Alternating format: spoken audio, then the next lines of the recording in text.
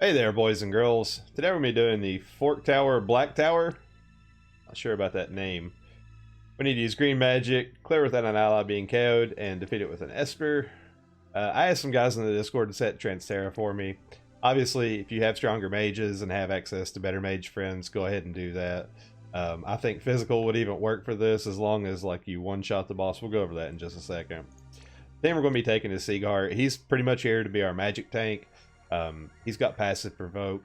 I would like to point out that they're rerunning some of these older trials, and I think tomorrow or the day after you'll have an opportunity to get this wrap gift. I really recommend everybody go out and do that. The Moogle plushie is a Trust Mastery from a 3-star base unit, so you can get that anytime, but this wrap gift is limited. Definitely try to get that if you missed out on it last year. The resistances that we need for this one is Fire, Ice, Lightning, and Dark, so I gave him resistance to all those. Aiko, she's here to help us summon some Espers. Orin's going to be our breaker. I picked Orin because like his cooldown gives us a stat buff, and he can Fire Imperil. I don't think you need to Fire Imperil, especially if you're using stronger damage units. Volka's here to give us some status immunity. This is my Trance Terra that I built, 1600 magic. Again, I'm not trying to, you know, blow this boss out of the water, so we're keeping it reasonable. So, you know, those of you out there that have like lesser accounts and whatnot, there's a really easy way to do this. This is Dell's Trance Terra. Again, he's set 1800 magic, nothing really extreme. And he's on what is it? Rama. So we don't even get the main killers from Rama, which is okay. We'll take care of this boss, no worries.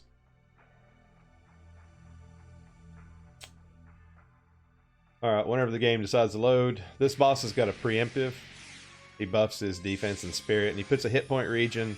You can break this boss's attack, magic, and defense. Defense isn't very important for how we're doing this.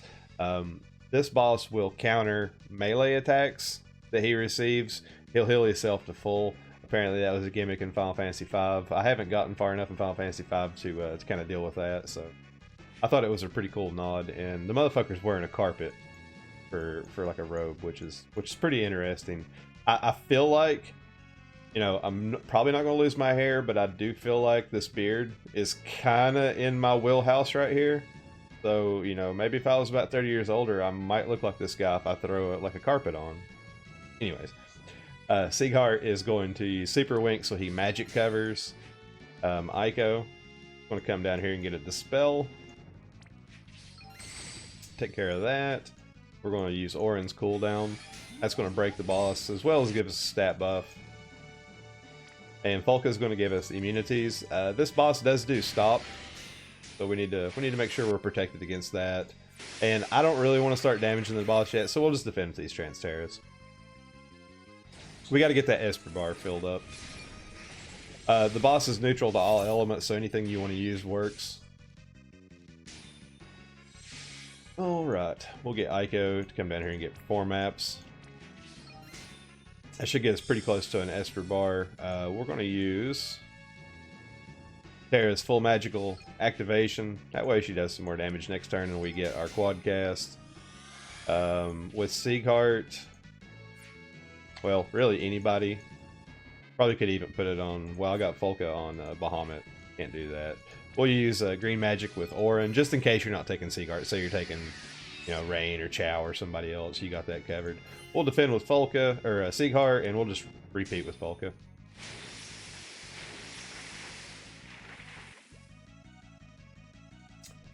Got some thunder, some fire. Looks like a gravity attack. More fire, a drain. Again, nothing too threatening. He hasn't even broken through Folka's barrier that she put up. We'll get Bahamut ready. We'll come down here and we'll do this Gnawing Flame. That's going to give us a Fire Imperil. It'll just make sure that our Trance Terra is like one shot. Do a Chaos Chain. We'll do Fire times 4. Chaos Chain and Fire times 4. We'll defend with these two.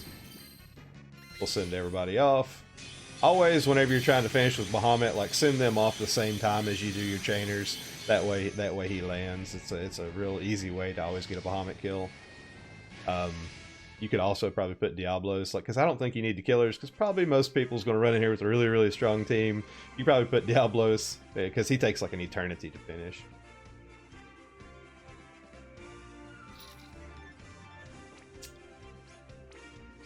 We get all of our missions. Hey, good job.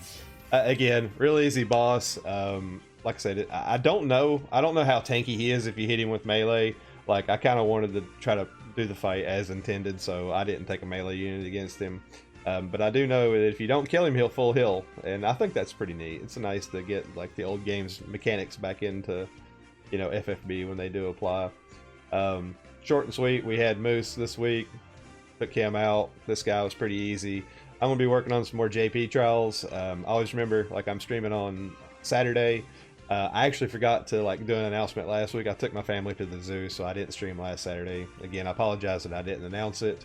We'll be live this Saturday at 5 o'clock Eastern Standard Time. I hope you guys can, you know, tune in, hang out, chat with us a little bit. Probably gonna be running a lot of Item World. Maybe look at some JP stuff. I don't know yet. Depends on what people think. Anyways, I hope you liked the video. Hope you guys have a wonderful rest of the week. Toodaloo.